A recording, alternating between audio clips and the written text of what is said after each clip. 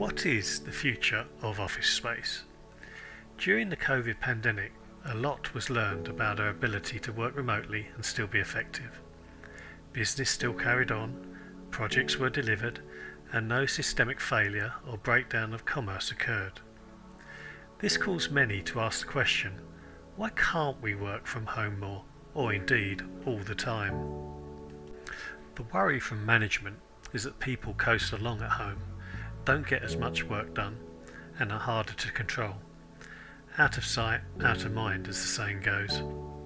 However, this overlooks the key fact we should all in the working lives be judged on results and outcomes. If you meet the objectives or exceed them, and the outcome is favourable to the company, why should anybody care? The truth is that a few years down the line from the height of the pandemic, remote working has slipped back and office working is growing back into vogue again. It has changed though, from pre-pandemic acceptable norms, with more companies employing a 3 and 2 model in favour of office presence. I think the reason businesses have pushed back on remote working is a little more fundamental. If you look at most large business expenditure, on average 10% of their budget is spent on accommodation, office space. And if you look at average length of lease office space, it is 7 to 10 years. So it becomes more obvious why businesses should start to insist on people being back in the office. They have a long-term commitment to their office space, and if it's not used, will face a large write-down on their balance sheet. Whilst this gives some medium-term reasons to direct business approach to remote working, it still leaves a longer-term question out there: remote working versus office space.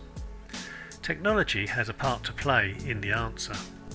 If you analyse the average office working day, it boils down to 3 key activities: documentation, decision making and human interaction. It is this last category which represents the biggest obstacle to remote working. Technology has not quite got the better of good old-fashioned in-person workshops with a whiteboard and people interacting and drawing up ideas. We have all been in a room in a big workshop and got so much more out of it over being on a video call trying to decipher the mood of the room, body language or off-camera interactions and general direction. Once technology overcomes this one area, it is hard to imagine the office being better than fully remote working. Imagine a future where holographic imagery and more immersed 3D technology will overcome these obstacles, and as our children grow up in a 3D environment, they will be ready to fully embrace this approach when they graduate to the office working world. So, to conclude, I think the future office working world will be used less and less, and remote working will become the norm for most of us. Which begs the question, what will we do with all this workspace?